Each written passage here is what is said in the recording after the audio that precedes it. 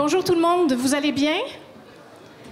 Alors, dans le cadre de la semaine de la mobilité durable, ici au Cégep Limoilou, le CAS, le Comité d'action et de concertation en environnement, a le plaisir de vous offrir un panel sur la mobilité durable. Dans quelques instants, je vais vous présenter nos 3 panélistes. Le mode de fonctionnement, bien sûr, c'est qu'on vous demande d'être attentif. Si on vous pose des questions, bien sûr, vous pouvez répondre. Il y aura un micro, celui-ci, pour que vous puissiez vous adresser. Et à la fin, il y aura une période de questions. Chaque panéliste aura environ 14 minutes. Et à la 14e minute, je vais m'avancer pour leur dire qu'ils doivent conclure. Sur ce, je vous les présente rapidement. Alors, Angèle Pinault-Lemieux, conseillère en communication chez Accès Transport Viable. Alors, Angèle est bachelière à l'Université du Québec à Montréal en sociologie, en sciences politiques et en études féministes. Elle était directrice avant de GEMAPAS, une campagne indépendante de soutien du réseau structurant du transport en commun de la grande région métropolitaine de Québec, avant d'intégrer, en 2020, l'équipe d'Accès Transport Viable. L'expérience en politique active et en communication d'Angèle, ainsi que son intérêt pour les questions concernant la mobilité durable et l'environnement, contribuent aujourd'hui au rayonnement de des actions de son organisme. Alors, Angèle nous suggère de répondre aux questions suivantes. Qu'est-ce que la mobilité durable? Comment s'inscrivent les transports et les aménagements dans une perspective de réduction des gaz à effet de serre, les GES? Et quelles sont les approches utilisées pour défendre les droits et les usagers des transports collectifs et actifs et promouvoir la mobilité de la capitale nationale et de Chaudière-Appalaches? C'est Angèle. Passons maintenant à Marie-Hélène van der Smissen, directrice et professeure au département de géographie de l'Université Laval. Marie-Hélène est diplômée en géographie. Elle détient un doctorat en aménagement du territoire et développement régional. Elle œuvre dans plusieurs domaines de la géographie urbaine et des transports, naturellement. Et Marie-Hélène consacre principalement ses recherches à la mobilité quotidienne des individus et à l'accessibilité des lieux d'emploi selon leur mode de transport. Elle s'intéresse ainsi au comportement de déplacement et de localisation résidentielle des citoyens et leur impact sur la forme d'une ville. Marie-Hélène nous propose de discuter des liens entre le transport et l'aménagement urbain et de voir les impacts des autoroutes sur la forme des villes pour mieux comprendre la mobilité qui en découle. Dans l'actualité. Merci. Maintenant, on conclut avec Pierre-Luc Lachance, conseiller municipal pour le district de Saint-Roch-Saint-Sauveur et responsable du développement durable à la Ville de Québec. Alors, Pierre-Luc est détenteur d'un baccalauréat multidisciplinaire de l'Université Laval, d'un diplôme d'études supérieures en gestion des organisations, ainsi que d'une maîtrise en intelligence et transformation. Engagé dans sa communauté, il travaille à offrir un milieu de vie sécuritaire et durable. Pierre-Luc a à cœur de soutenir les initiatives qui repensent l'aménagement du territoire et l'organisation des services visant à faciliter les déplacements de manière active, durable et flexible. Pierre-Luc nous expliquera ce que la mobilité servicielle, communément appelée le MAS, si je ne me trompe pas, de l'anglais Mobility as a Service, qui vise à planifier, réserver et payer un trajet intermodal sur une plateforme numérique. Alors, sans plus tarder, je donne la parole à Marie-Hélène. Non, à Angèle. Je m'excuse, je les confonds, je suis désolée. Merci. Est-ce que ça fonctionne bien? Merci. Bonjour, enchantée. Merci beaucoup de l'invitation. Bonjour à Pierre-Luc, bonjour à Marie-Hélène. Comme Barbara l'a dit, je viens de chez Accès Transport Viable. On est un organisme à but non lucratif qui œuvre ici dans la région de la capitale nationale et dans Chaudière-Appalaches à une double mission, en fait, à défendre les droits des usagers et usagères des transports collectifs, donc bus, autopartage, covoiturage, et actifs, donc vélo, marche, et à la promotion de la mobilité durable. Donc, vous avez peut-être déjà entendu nous prononcer autant sur des sujets d'actualité, mais on fait aussi de l'intervention, des mandats de services conseils dans la région. On m'a demandé aujourd'hui de répondre à une question très simple. Qu'est-ce que la mobilité durable? Puis j'ai 10 à 15 minutes pour le faire, donc vous vous doutez bien que la réponse ne sera pas en 2 lignes. souvent, quand on pense à la mobilité durable, on pense au mode de transport. On se dit, ah, le vélo, c'est de la mobilité durable, l'autobus, c'est de la mobilité durable. Et j'avais envie aujourd'hui de parler avec vous de la vision qu'on a chez Accès Transport Viable, mais qui est également dans la politique de mobilité durable du gouvernement du Québec, qui est la vision RTA, réduire, transférer, améliorer, qui nous permet de comprendre, on comprend c'est quoi un mode durable, comme le vélo, comme la marche, mais comment l'atteindre? Comment, comme société et comme individu, faire les choix qui nous permettent d'atteindre cette mobilité durable-là. Et la première chose à prendre en compte, et j'essaierai de pas trop dépasser sur ce que Marie-Hélène est censée discuter, c'est que la mobilité durable, c'est pas seulement le transport, le déplacement en soi, c'est surtout l'aménagement qui permet d'encourager ces modes-là de déplacement actifs ou collectifs. Et donc, je vais y aller par étapes avec le réduire, transférer, améliorer, les 3 étapes, et en gardant en tête que l'ordre de priorité est important, et on y reviendra un peu plus vers la fin. J'ai mes petites notes, donc je vais faire du tournage de page. Donc, premièrement, sur réduire, qu'est-ce que ça veut dire? Je vous laisse imaginer qu'on est dans une municipalité ou une collectivité à un nombre de déplacements X. Quand on vise la mobilité durable, la première chose qu'on va vouloir faire, c'est réduire cette quantité de déplacements-là, et c'est là qu'intervient en priorité l'aménagement du territoire. Parce qu'on le sait, aujourd'hui au Québec, nos déplacements sont malheureusement très axés sur la voiture. Il me semble, selon les dernières enquêtes d'origine-destination, dans les régions ici, Capitale-Nationale, Chaudière-Appalaches, c'est 79 % des gens qui utilisent le mode automobile pour faire des déplacements domicile-travail. Et ça laisse 20 % qui se séparent dans les autres parts modales, là, ce qu'on appelle soit le vélo, la marche ou le transport en commun. C'est très peu. Et ça fait en sorte qu'au Québec, 45 % de nos émissions de gaz à effet de serre proviennent du secteur des transports. C'est le principal secteur d'émissions de gaz à effet de serre. Quand on parle de lutte au changement climatique, c'est un secteur qui est clé, auquel il faut s'intéresser. Et donc, quand on parle de réduire à la base la quantité de déplacements grâce à l'aménagement du territoire, on va viser la façon dont nos villes, dont nos banlieues, dont nos municipalités sont construites. Et on le sait, au cours des dernières décennies, avec l'arrivée de la voiture et le fait que c'est le mode de déplacement le plus utilisé, on a aujourd'hui des usages qui sont très éparpillés. On est très habitué aux quartiers uniquement résidentiels, aux quartiers uniquement commercial, aux lieux de destination qui sont à un endroit. Conséquemment, c'est très dur quand il y a peu de densité, quand il y a peu de services, quand tout est séparé, de se déplacer autrement qu'en automobile dans ces secteurs-là. Quand on parle de réduire, donc, la quantité de déplacement, c'est de penser notre aménagement pour que ce soit plus facile de faire ces distances-là autrement qu'en automobile.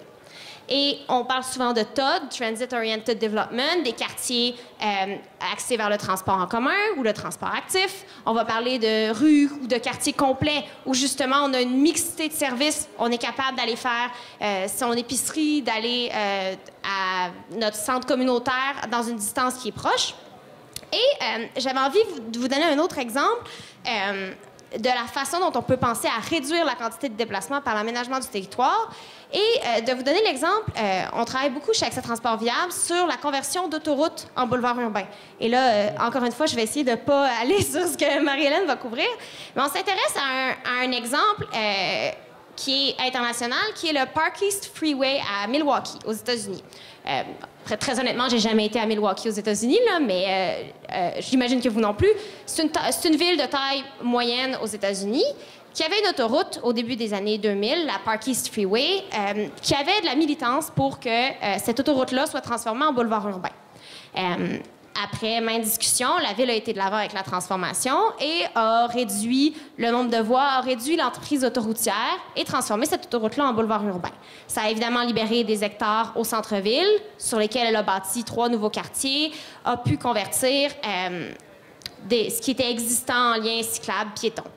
Et c'est le genre de transformation auquel on pourrait penser: ah oui, mais ça a dû augmenter le trafic, on réduit le nombre de voies, on entend souvent ça. Si on réduit le nombre de voies, on va causer plus de circulation. Et pourtant, à Milwaukee, on est passé d'un débit quotidien de à peu près 40 000 voitures à 19 000 voitures par jour sur cet axe-là, pour la simple et bonne raison que l'offre induit la demande. Ça vaut en économie, ça vaut en transport. Quand on incite les gens à utiliser un mode de transport par les aménagements qui sont disponibles, on stimule la demande. Ça vaut pour les autoroutes, ça vaut pour les pistes cyclables. Quand on offre des pistes cyclables peu intéressantes, qui sont pas sécuritaires, qui zigzaguent, on stimule pas l'utilisation du vélo. Mais quand on offre des infrastructures larges, confortables, linéaires, on encourage les gens à utiliser ce mode de transport-là. Et je vous donne l'exemple de Milwaukee. Il y en aurait d'autres à travers le monde, parce que 40 000 voitures par jour, c'est le débit qu'il y a aujourd'hui environ sur l'autoroute Laurentienne qu'on a ici à Québec. Je ne sais pas si vous visualisez le Stade Canac, la Hotmans, dans le coin là, de Croix-Rouge et Dorchester. Et c'est le genre de transformation qui, comme ville, permet non seulement de viser une réduction de la quantité de déplacement dont on parlait tantôt, mais aussi de créer des environnements qui sont favorables au mode de transport actif et collectif. Parce que c'est la deuxième étape de l'approche RTA. Je vais tourner ma petite feuille. C'est de transférer, quand on a réussi à réduire une quantité de nos déplacements par l'aménagement du territoire, de transférer les déplacements restants vers des modes plus durables. Et là-dessus, on a un fait qui est inévitable, particulièrement dans nos villes, c'est le fait que l'espace public est restreint. Ça nous amène donc à faire des choix collectifs de comment on veut utiliser cet espace-là qui est existant, à quel mode. On a beaucoup entendu parler de la fameuse rue partagée sur René Lévesque, là, dernièrement, avec le tramway, mais c'en est un exemple de... On a un espace public qui est restreint, sur lequel on a à choisir quel mode de transport est-ce qu'on va privilégier. Et là-dessus, malheureusement, il y a un fait qui est assez indéniable, c'est que l'automobile, ce n'est pas le mode de transport le plus efficace pour transporter une quantité de personnes.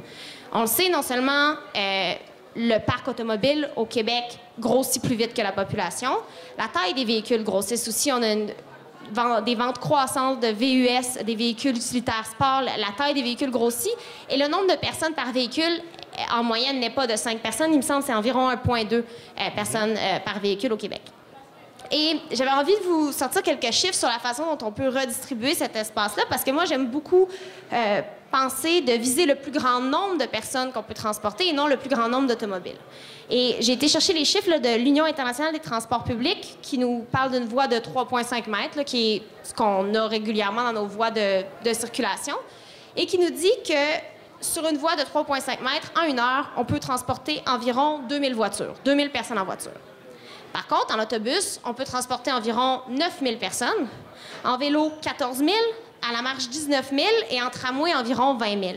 Donc, quand on parle de choix collectifs en mobilité durable pour transférer une quantité de déplacement vers des modes plus écologiques, c'en est un exemple. Et souvent, on entend une réponse du type « Oui, mais là, si les gens ont quelque chose de lourd à transporter, le vélo, c'est pas très facile. Si les gens habitent loin, on va pas marcher 10 km pour se rendre à son travail le matin. » Certes. Mais encore une fois, j'ai été chercher quelques chiffres que je trouve intéressants. Au Québec, 36 des gens vivent à moins de 5 km de leur lieu de travail. Et dans les villes de taille moyenne, c'est 44 Donc, près de la moitié des gens qui font des distances qui peuvent être facilement faites en transport collectif, en transport actif. Et une des notions qui, je pense, est importante à retenir, c'est qu'il n'y aura jamais un seul mode de transport idéal pour tous les déplacements.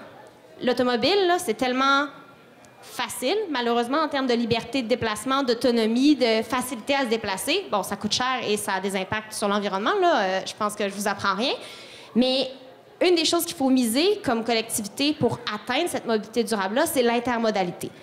Et donc, miser sur plusieurs alternatives pour remplacer l'auto-solo et offrir des façons de faire, et j'irai pas sur la mobilité servicielle parce que je sais que Pierre-Luc va en parler, mais pour permettre aux gens de jumeler la marche, le vélo partage quand ça m'arrange parce que j'ai pas pris mon vélo, mais finalement le bus passe pas. Une passe d'autobus qui permet, maintenant le RTC, je sais que c'est jumelé, on peut être avec Communauto, avoir de l'autopartage et se dire que selon nos besoins, on va pouvoir choisir le mode de déplacement qui nous correspond le plus. Et quand on a fait tout ça, c'est-à-dire qu'on a réduit la quantité de déplacements qui existe dans une ville, une municipalité, par l'aménagement du territoire, qu'on a transféré les déplacements qui restent vers des modes plus durables, que ce soit le transport collectif ou actif. Ce que nous dit la vision RTA, c'est qu'il faut viser à améliorer les déplacements restants grâce à l'efficacité énergétique et, vous aurez bien compris, l'électrification des transports. On entend souvent dire, et il y a malheureusement un peu à tort, des gens qui misent tout à l'auto électrique. Et ils ont partiellement raison, parce que l'auto électrique, ça nous permet de réduire une partie de nos émissions de gaz à effet de serre. Ça nous aide notamment à améliorer le bilan carbone des véhicules, à augmenter notre indépendance énergétique et à nous défaire de notre dépendance du pétrole. Donc, clairement, l'auto électrique vient répondre à une partie de la solution. Mais une des raisons pour lesquelles l'approche RTA mise d'abord sur le réduire, puis ensuite le transférer pour enfin finir à améliorer, c'est parce qu'il faut faire attention de ne pas faire de l'auto électrique la seule solution. Parce que ça ne nous aide pas à réduire le kilométrage qui est parcouru. Ça ne nous aide pas non plus à réduire l'étalement urbain, qui vient avec du dézonage agricole, qui vient avec, comme je disais tantôt, un éparpillement des activités, des pôles de destination, qui, quand on fait cet éparpillement-là, rend difficile l'usage du transport collectif et actif quand les distances sont trop grandes à parcourir. L'automobile ne nous aide pas non plus à réduire la congestion et donc l'espace accordé aux infrastructures et au stationnement, aux infrastructures routières, autoroutières, qui ont des coûts importants comme société et qui ont aussi des conséquences importantes sur la santé, sur l'environnement. Et ça ne nous aide pas non plus à réduire l'accidentologie qui est associée à l'automobile, donc la sécurité routière, réduire le nombre de collisions entre vélos, piétons, automobilistes. Donc, c'est un peu pour ça que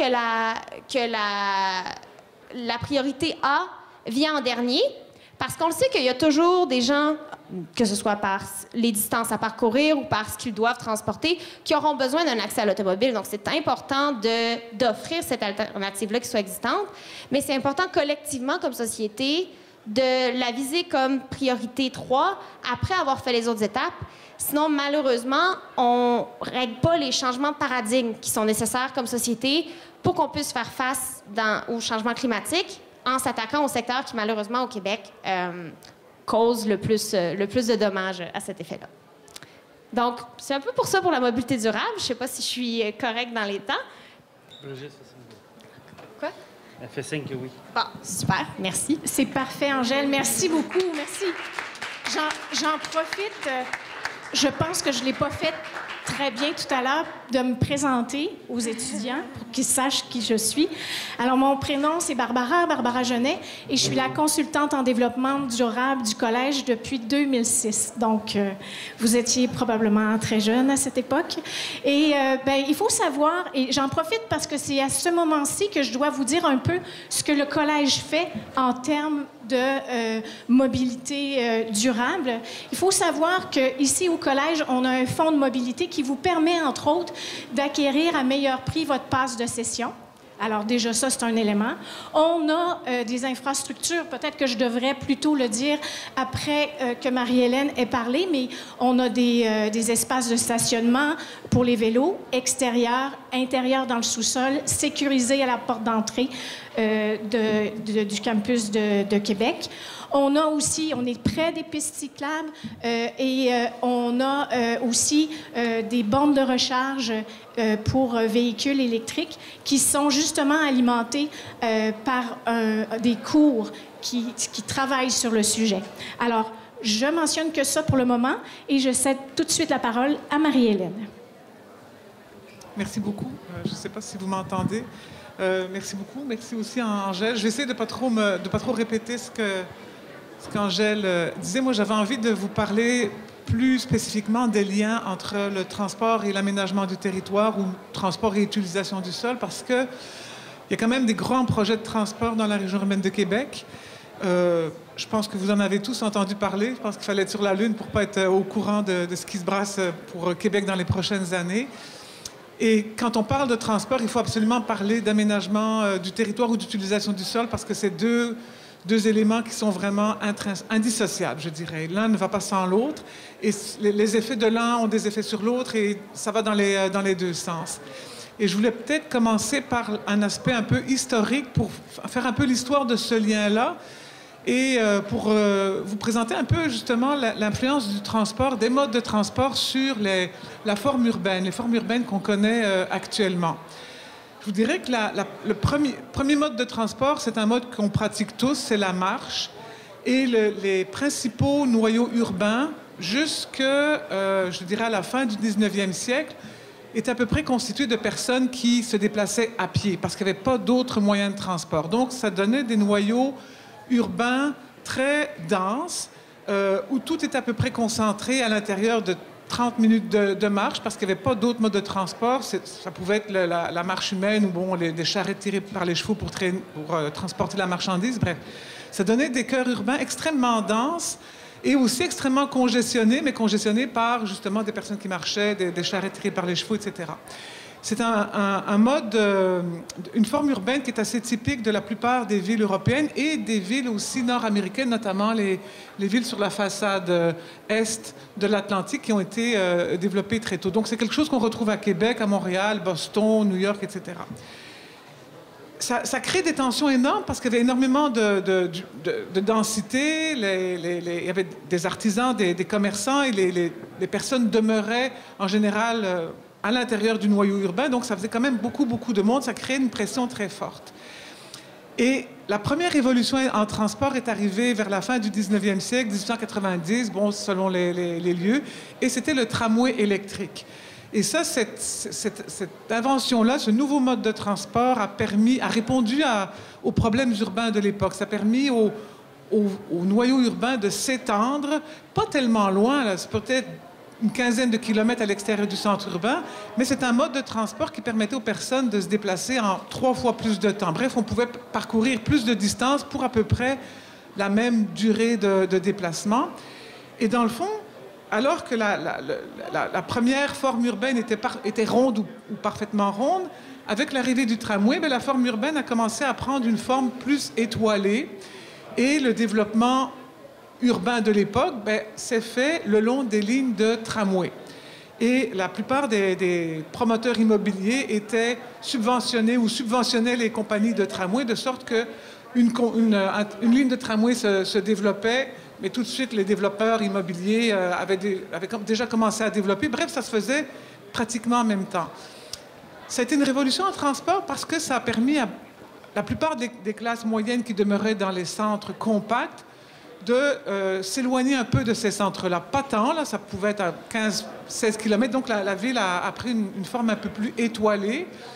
Et on parle souvent de cette époque-là comme l'époque où le transport en commun régnait en maître parce que c'était la marche ou ce mode de transport-là. Donc c'est un mode qui a permis de résoudre les problèmes urbains de l'époque et qui était accessible. Donc c'était un mode d'une très grande capacité. On a parlé de capacité tantôt. Donc très grande capacité, 3 fois plus rapide que la marche et accessible, abordable. Les coûts ça coûtait vraiment pas cher, donc c'était accessible à tous.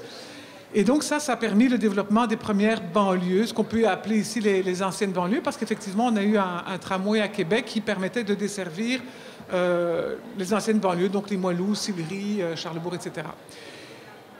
La deuxième révolution en transport est arrivée un peu avant la Seconde Guerre mondiale, c'est l'arrivée de l'automobile, mais l'automobile n'a pas eu un effet important au début parce que c'était pas abordable, c'était un véhicule de luxe qui servait surtout à s'évader la fin de semaine, qui était surtout utilisé par les personnes les plus aisées, donc qui sortaient la fin de semaine et qui allaient parcourir des routes scéniques, des routes panoramiques. Ça a quand même pris un certain temps. Mais pendant ce temps-là, pendant que c'est le début de l'automobile, la forme urbaine a repris une forme compacte parce que l'automobile a permis justement de combler les interstices qui avaient été laissés vides par le tramway. Donc ces zones-là ont d'abord été comblées par d'autres développements résidentiels. Et c'est bien après, donc après la Seconde Guerre mondiale, que là, avec l'automobile, avec le processus de construction rapide, donc le Fordisme, etc., que l'automobile est devenue abordable et qu'on est passé à une 4e étape de la forme urbaine avec la période des autoroutes.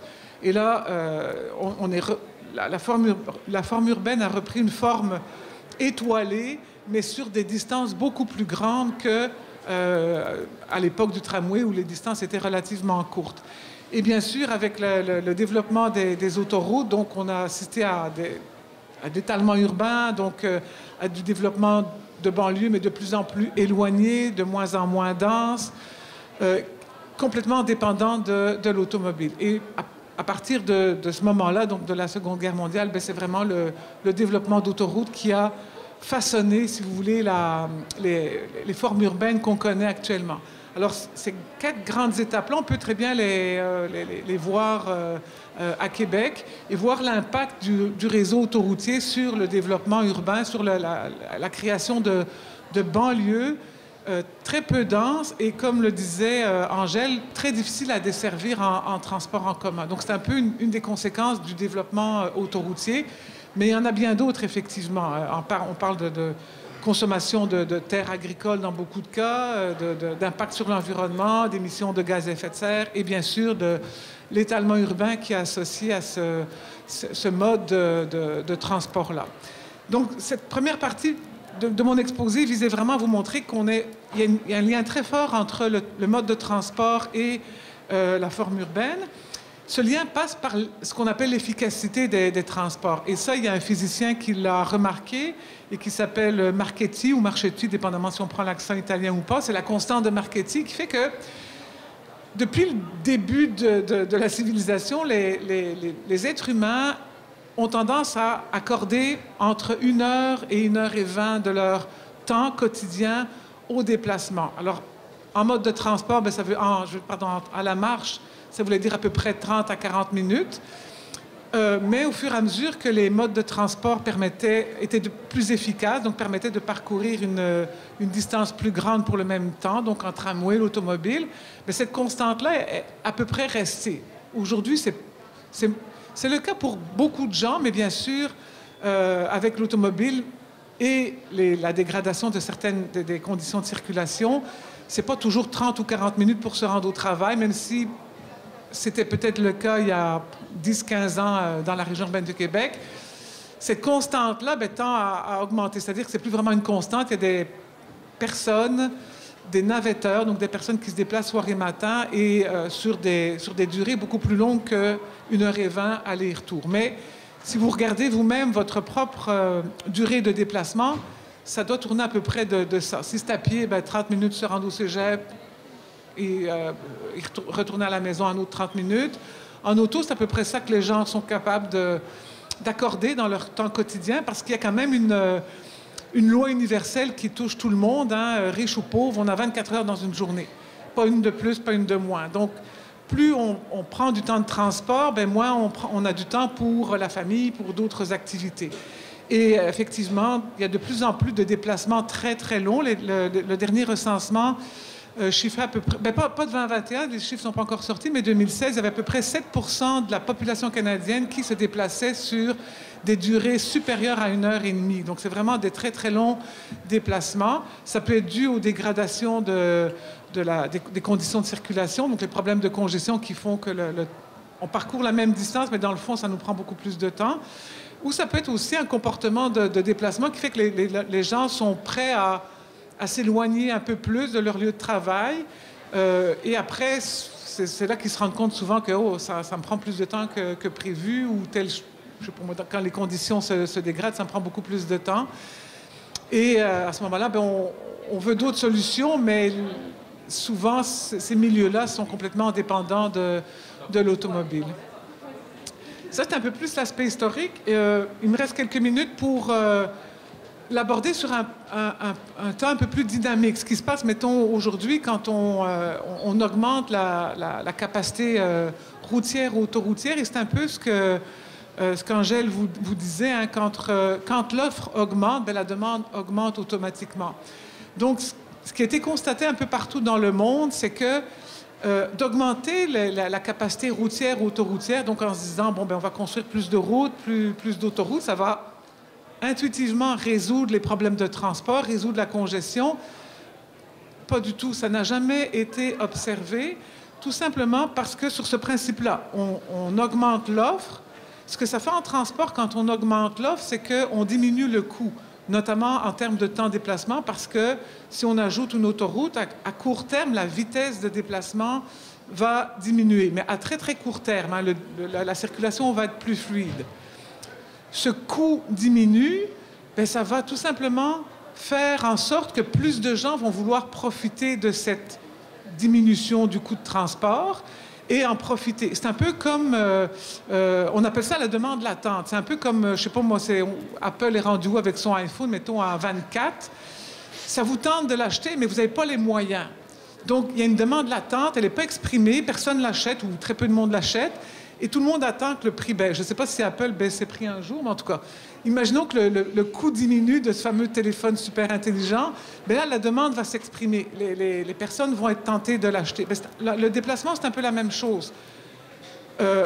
Quand on est en situation de congestion, le coût de déplacement est élevé en termes de temps, parce que, bon, ça fait partie du coût de déplacement. Donc, les personnes veulent peut-être s'éloigner, mais ils voient les problèmes de congestion. Là, bof, non, ça va me coûter trop cher en termes de temps, je n'aurai pas le temps de m'occuper des enfants, etc. C'est une nouvelle autoroute qui se construit, disons, ou un nouveau lien autoroutier, exemple au hasard. Cette demande-là va s'exprimer parce que à court terme, les déplacements vont être plus fluides. Donc, les gens vont dire, ah ben, je vais aller m'installer de l'autre côté de la rive, ou là où l'autoroute va me permettre de me rendre. Parce que l'autoroute, elle rend les déplacements plus fluides, puis elle rend aussi un territoire plus accessible rapidement. Et donc, cette nouvelle accessibilité de ces territoires-là va tout simplement être exploitée. Donc, des promoteurs immobiliers vont s'empêcher de construire des développements, des commerces vont aller vouloir se développer, s'installer là, des entreprises, etc.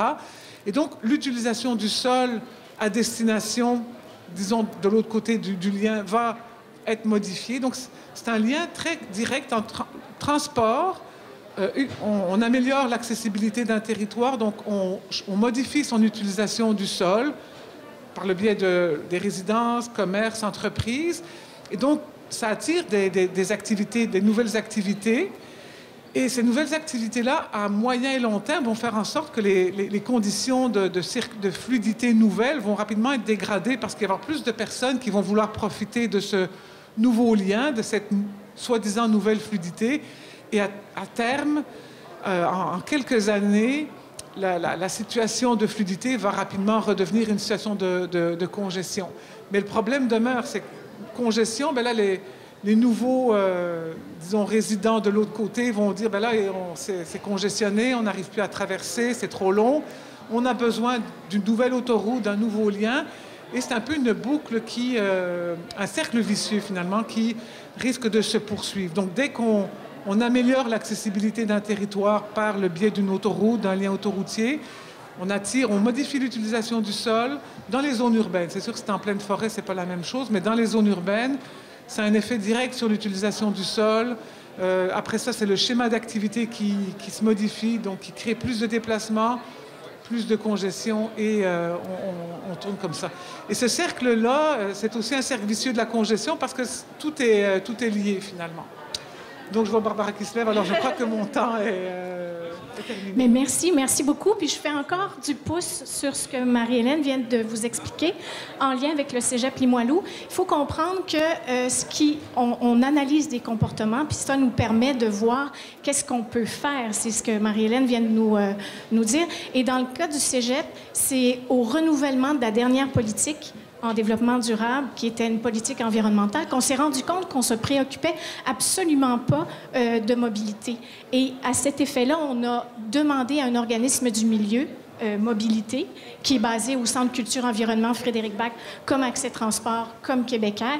Et ils nous ont fait un plan de gestion des déplacements qui a été intégré à notre plan d'action en développement durable qui est sous l'égide du CAS. Et il y a plusieurs intervenants qui sont ici aujourd'hui, là, que je vais souligner leur présence à la fin de la présentation. Alors, il faut comprendre qu'il nous faut des actions. Et dans des actions, bien, on pense à des stratégies comme le retour garanti vers le lieu, vers ton domicile ou bien vers la garderie.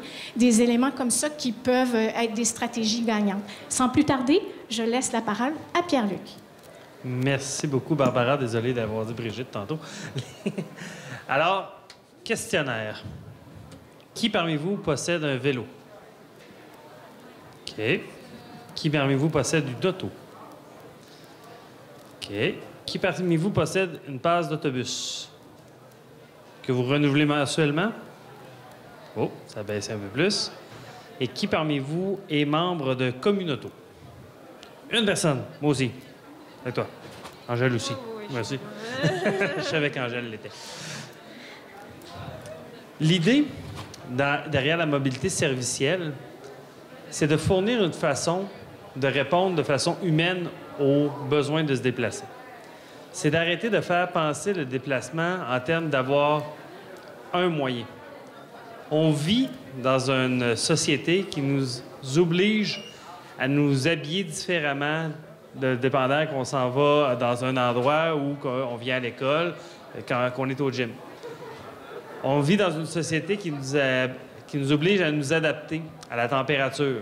C'est moins le fun d'aller marcher 5 km pour venir au cégep à votre cours quand il fait moins 38 et qu'il neige, versus 20 degrés dehors, beau soleil, puis vous vous dites après, on va peut-être aller prendre un verre avec la gang. Toute cette façon de vivre-là implique nécessairement une façon de bouger différemment et qui change de jour en jour et qui est influencée par la façon que vous êtes, par vos amis, par vos activités. Puis c'est ça un peu que vise à répondre la mobilité servicielle.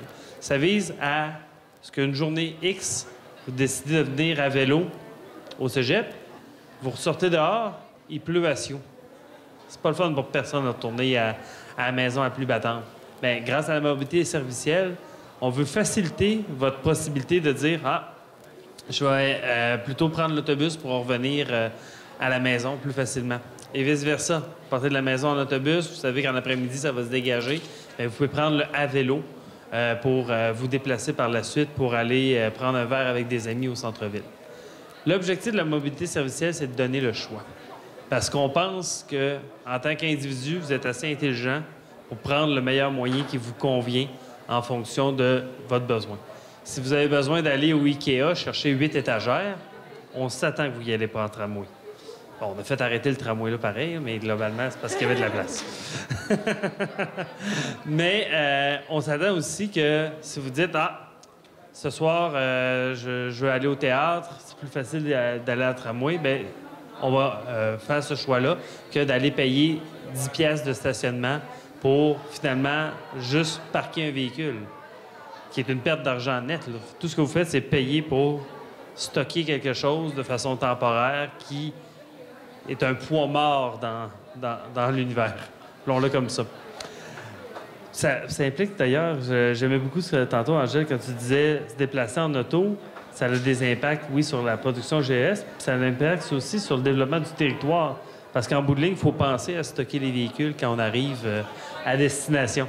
Ça implique des stationnements. Puis savez-vous combien coûte une case de stationnement souterrain? Construire une case de stationnement souterrain, à main levée, à dizaines de milliers de dollars près. Je ne vous demande pas trop. Combien? Il faut gueuler, on n'entend pas en avant. OK, je vous donne le souterrain, puis après, on fait le stationnement étagé, puis vous donnez une réponse. C'est 50 000 une case de stationnement, construire une case de stationnement souterrain. Maintenant, selon vous, combien coûte une case de stationnement dans un stationnement étagé?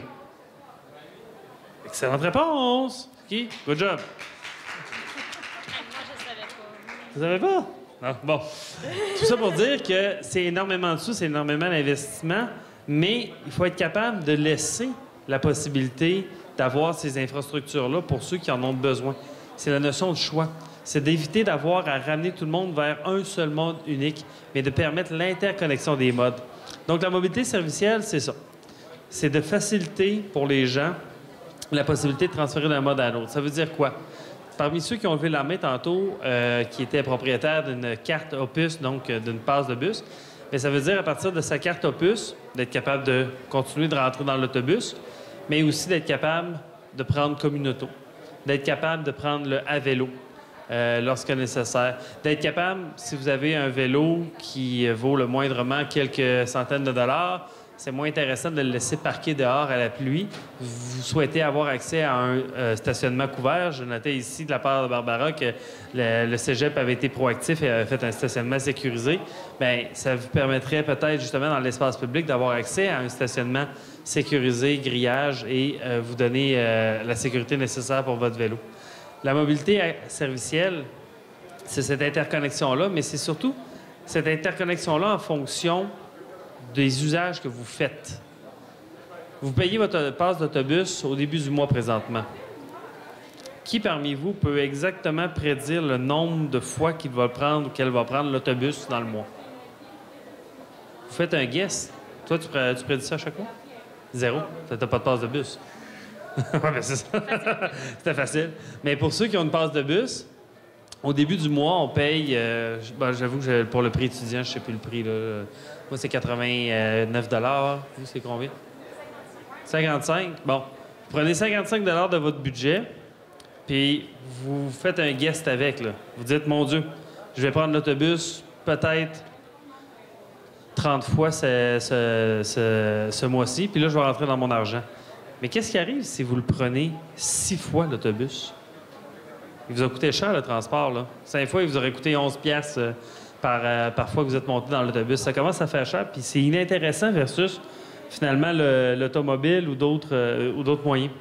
Mais il faut être capable, justement, quand on pense la mobilité as a service, la mobilité servicielle, de dire on va laisser les gens choisir, puis on va peut-être les facturer à la fin du mois en fonction de leurs usages. Donc, comme ça, vous êtes rentré dans l'autobus 6 fois ce mois-ci, bien, on ne chargera pas un tarif mensuel, on va vous charger l'équivalent de 6 passages. Vous avez pris l'autobus 48 fois, là, c'est intéressant peut-être d'avoir le laissez-passer mensuel. Vous avez combiné communauto avec l'autobus. Il y a peut-être un forfait croisé, comme on propose depuis peu, qui va vous permettre d'avoir la meilleure économie possible. Vous voulez introduire l'option à vélo pour être capable de vous déplacer de façon gratuite pendant 30 minutes à chaque fois que vous faites un déplacement.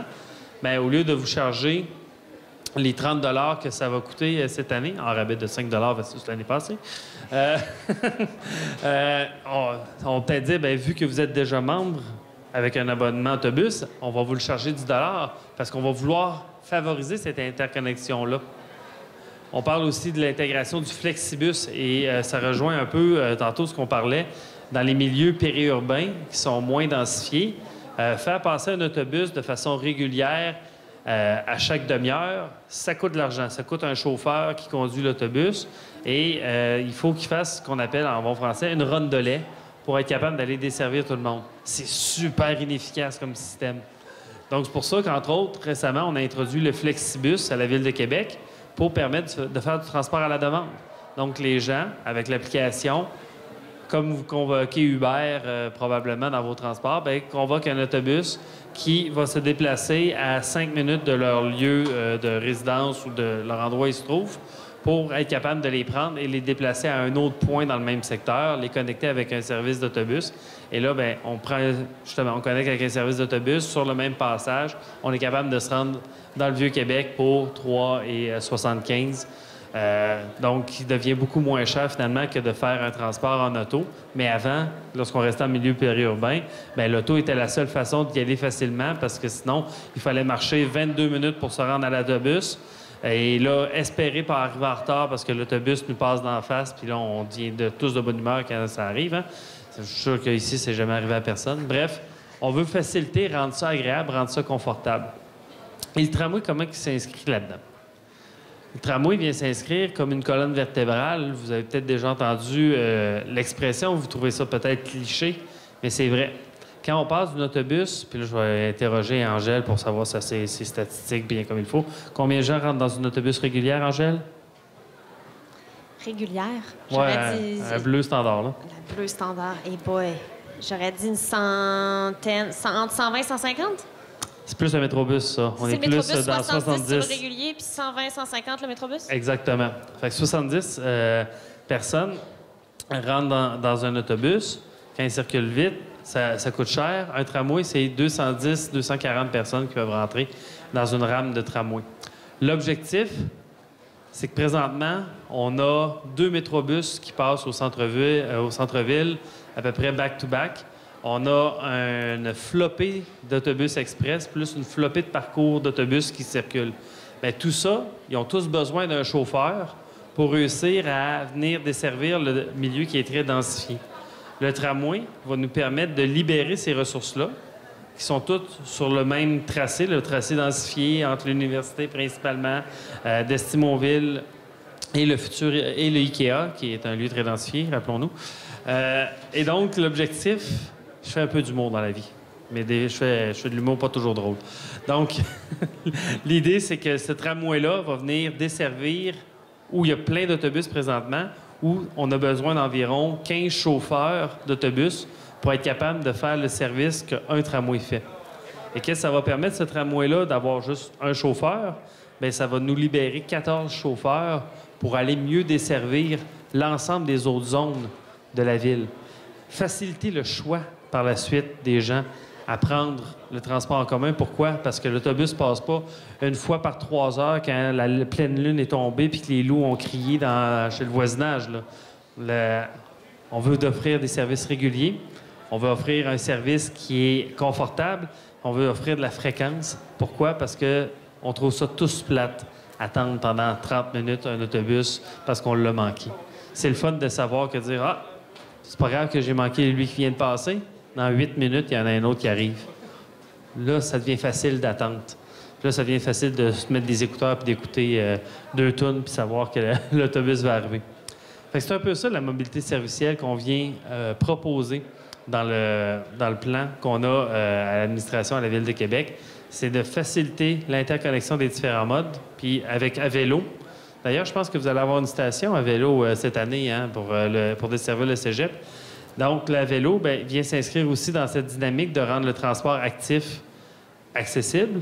C'est pas tout le monde qui a les moyens de s'acheter c'est pas tout le monde qui est en forme pour être capable d'affronter les côtes de Québec. On s'entend. Donc, c'est pour ça qu'on avait choisi de faire un vélo électrique. C'est pas tout le monde non plus qui a les moyens de s'acheter un vélo électrique pour être capable de se déplacer dans cette dynamique-là de topographie. Donc, en prenant un service comme Avelo, on vient donner une nouvelle façon d'accéder rapidement à quelque chose qui est fiable, qui vous permet de vous déplacer sur le territoire présentement très central de la ville. Mais l'objectif d'ici 2024, c'est de se rendre à ce qu'on soit capable de desservir Charlebourg, Beauport et la couronne un peu plus large. Présentement, il y a 400 vélos qui vont s'en venir cet été dans 40 stations. Mais en 2024, ça va être 1000 vélos dans 100 stations qui vont être déployés sur le territoire. Bien, ça va permettre justement d'interconnecter puis de faciliter le changement, comme Montréal a vécu avec Bixi depuis 92, je pense, que les premières réflexions de Bixi. J'ai lu un article ce matin qui disait qu'en 91-92, Montréal avait élaboré ses premiers balbutiements de mobilité durable et d'intégration de Bixi. Pour conclure un peu la mobilité servicielle, il me reste combien de temps, Barbara? 1 minute? L'important aussi, c'est d'offrir des infrastructures de la Ville de Québec. Ça veut dire aussi améliorer nos liens cyclables, améliorer nos liens pour la marche. Puis pour ça, on s'en vient avec une vision de la mobilité active qui va être dévoilée ce printemps, qui va vraiment donner le plan de match sur comment on va développer notre réseau cyclable puis donner les orientations pour que les gens puissent le faire, ce déplacement actif-là, ce déplacement qui nous permet de rester en forme en toute sécurité. Merci tout le monde.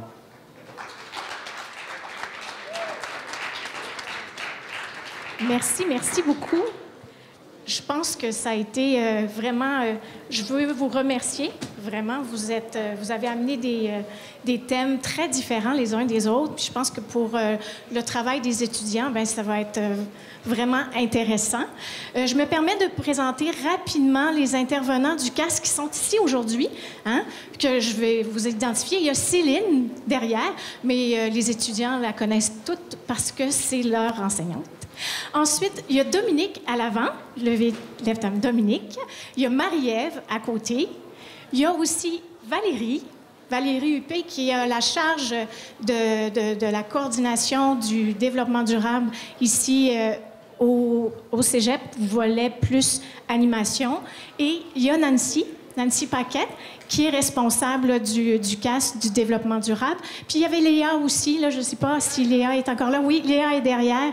Elle est technicienne en loisirs.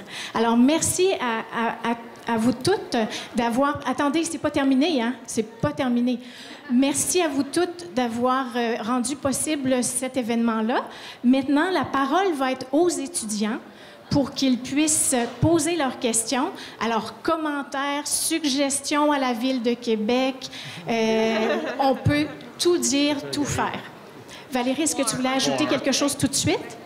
Dans le fond, je voulais juste vous dire que vendredi, il y a une autre activité, parce qu'on est dans le cadre de la semaine de la mobilité durable. Comme vous voyez, notre super drapeau. C'est que s'il y en a qui viennent en vélo, on sait que la température est so-so, mais vendredi AM, à partir de 9h30, c'est ça, Marie-Ève? 9h30, dans le stationnement extérieur, via le chemin de la Canardière, on va avoir un atelier de mise au point à vélo. De vélo. Fait que si vous voulez faire gonfler vos pneus, vous voulez faire réparer quoi que ce soit, il va y avoir Vélocentrix qui a accepté de venir faire un atelier ici. Fait que ça va durer un bon 2h30. Fait que vous pouvez venir avec votre vélo, on va être là vendredi. C'est gratuit! Ouais, fait que vous pouvez en parler à vos amis, tout ça, on vous attend. Fait que sinon, merci. Alors, en lien avec les thèmes, la mobilité durable, l'impact des autoroutes sur l'aménagement du territoire ou encore un programme comme le MAS, est-ce que vous avez des questions? Levez la main, je me dirige vers vous. Commentaires. Mais moi, je peux tout de suite... Ah, on y va avec Lara.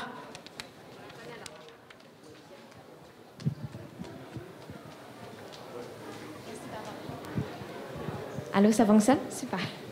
Oui, ce serait une question pour vous, M. Lachance. Donc, puisque vous êtes responsable du développement durable à la Ville de Québec, est-ce que vous êtes dans le projet du tramway de Québec? Si oui, est-ce que vous avez peut-être des choses à nous dire à propos de ce tramway?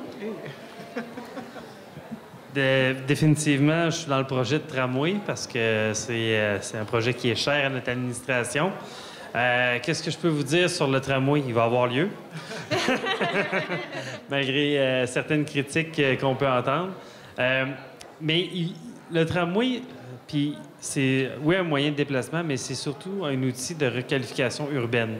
C'est un outil qui permet de revoir l'aménagement de la ville. Marie-Hélène parlait tantôt du développement en étoile qui s'était fait. Puis moi, je peux vous dire que on a, grâce à l'outil du tramway, une volonté de vouloir venir corriger des aménagements du passé, des aménagements qui faisaient une surplace. Et là, je ne parle pas de rester à la même place, mais une surplace du transport automobile. Ça nous permet de faire des choix courageux. Je peux vous parler du choix qu'on a fait pour René Lévesque, mais dès ce soir, il y aura des rencontres citoyennes pour devant Saint-Charles-Garnier, qui est une école secondaire sur laquelle il y a plusieurs enjeux qui se posent pour implanter la station de tramway dans ce secteur-là, mais qui va nous forcer, en tant qu'administration, à penser le transport différemment. L'une des options sur la table, c'est pas juste la rue partagée, c'est de complètement couper la circulation à l'automobile sur René Lévesque. Fait que vous imaginez que c'est une option qui est audacieuse, mais encore là, on veut travailler avec les citoyens pour trouver les meilleures options. Il y a d'autres aménagements qui restent à faire dans d'autres segments, mais comme je le dis, il ne faut pas juste voir le tramway comme un outil de déplacement, il faut vraiment le voir comme de la requalification urbaine. Merci beaucoup. Et en passant, je suis pour le tramway, donc j'ai vraiment hâte de voir ce que ça va donner. J'ai pensé poser la question au début, qui est beau, mais je me suis retenu. Je me dirige vers vous. Merci. Bonjour, bonjour. Une autre question à propos du tramway ici.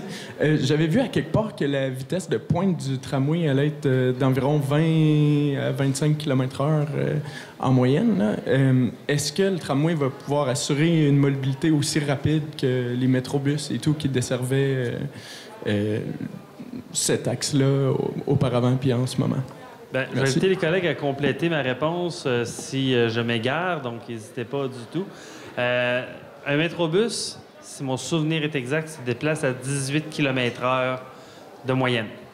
Donc, un tramway la fourchette 20 km/h est la bonne, mais c'est pas tout la vitesse. Puis, je vous invite à lire un livre qui s'appelle Transport for Humans, qui a été écrit récemment, qui date pas plus tard que de 2021. Sur lequel, justement, la vitesse ne devient pas le seul facteur à être considéré.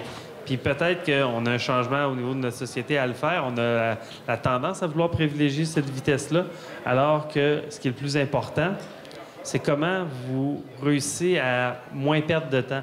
Marie-Hélène l'a très bien exposé tantôt, hein? le coût que vous payez à vous déplacer plus loin. Les gens disent « Ah, ben il faut que je déplace plus vite, donc on va mettre plus de voies, ça va permettre de garder mon 30-40 minutes. » Mais quand ce 30-40 minutes-là que vous faites est productif, parce que vous n'êtes pas en train de conduire et juste rester sur une route, bien, il y a des éléments positifs qui sortent. Si vous voulez compléter, allez-y, sentez-vous libre. Bien, peut-être sur le tramway spécifiquement, il faut comprendre qu'il y a une différence entre une vitesse de pointe puis une vitesse commerciale. Le tramway, il va avoir les mêmes règles qu'une auto, c'est-à-dire que sur une rue à 50 km/h, entre deux stations, il va sûrement aller entre 40 et 50 km/h. Il va pouvoir atteindre cette vitesse de pointe-là. Ce que tu entends sur le 20 km/h, c'est ce qu'on appelle la vitesse commerciale. Puis c'est quand ils calculent au total, incluant le temps d'arrêt aux stations, le temps d'embarquement, à quelle vitesse va le tramway. Ça, c'est 20 km/h. Le métro à Montréal va un peu plus loin, un peu plus vite, c'est-à-dire que pour parcourir avec des arrêts une vitesse, il va un peu plus que 20 km/h. Par contre, entre deux stations, il monte à beaucoup plus que ça. Il peut aller très vite.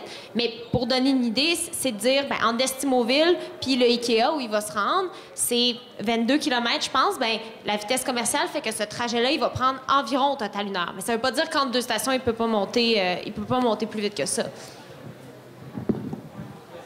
Marie-Hélène, voulez-vous ajouter quelque chose? Je me permettrais d'ajouter que le tramway, par rapport au métrobus, c'est aussi la notion de confort qui va être, et la régularité. Je veux dire, souvent avec les métrobus, on a ce qu'on appelle des trains, des trains d'autobus, mais là, avec le tramway, ça va être beaucoup plus régulier. Donc ça aussi, ça ajoute à la fiabilité du service. Donc moi, je pense que la notion de confort, le confort que le tramway va apporter par rapport au métrobus, le fait d'être sur une voie centrale et pas toujours sur le côté à se faire bardasser sur le côté de la route, là, je pense. Je le prends, le métrobus, fait que, on se fait brasser, mais cette notion-là est aussi importante, je pense. Puis je sais pas si tu peux me permettre un ajout, Barbara, mais j'avais été très étonnée dans l'étude de circulation qui a été faite sur le tramway. Il étudiait la vitesse. Souvent, on se dit, OK, une auto, ça peut aller à 40-50 km/h sur la limite de vitesse, mais de calculer la vitesse commerciale, justement, des autos en ce moment au centre-ville. Et il me semble que c'était autour de 24 à 26 km/h qu'une auto, incluant les arrêts. Donc, on pense souvent à la vitesse maximale que peut atteindre une auto, mais dans les faits, dans le réseau actuel, le tramway va être assez compétitif par rapport à la vitesse que peuvent atteindre les automobiles. Mais merci. J'excuse tout de suite les étudiants qui sont partis rapidement parce qu'il y en a certains qui ont des cours, hein? Et puis il y en a qui doivent se déplacer jusqu'au campus de Charlesbourg. En terminant, je veux vraiment vous remercier. C'est la première fois qu'on a un panel comme ça ici au collège. Puis je trouve ça fort intéressant parce que ça nous permet justement de parler de mobilité durable, de faire avancer certains dossiers. Et je peux pas passer sous silence la présence de Lara. Lara qui est derrière, qui a posé une des premières questions, parce que Lara, elle est au comité Limois Vert et elle siège comme représentante au CAS. Je vous demande pas à tous de faire ça, mais je vous lance le défi de vous engager d'une quelconque façon, de parler à vos amis, d'expérimenter le vélo, d'aller voir sur les bornes comment pourrait être amélioré votre trajet en autobus. Venir voir la carte des pistes cyclables pour voir si vous ne pourriez pas envisager ce transfert modal-là. Et en terminant, sachez que tous vos commentaires peuvent toujours seront regardés attentivement si vous allez sur le site du Cégep Limoilou à l'adresse Développement durable dans la section Développement durable et vos suggestions sont toujours les bienvenues. Il faut savoir qu'ici au collège, si on a des matières, la récupération des matières compostables, c'est grâce à des étudiants. Si on a une borne de réparation de vélo, c'est grâce à des étudiants. Alors, nous sommes là pour vous, mais il faut quand même nous alimenter. Alors, sur ce, est-ce qu'il y a quelqu'un qui voudrait ajouter quelque chose? Je ne crois pas. Je vous souhaite une bonne fin de journée et surtout, bon travail. Bon travail de rédaction, oui. Bravo. Merci beaucoup. Merci pour l'invitation.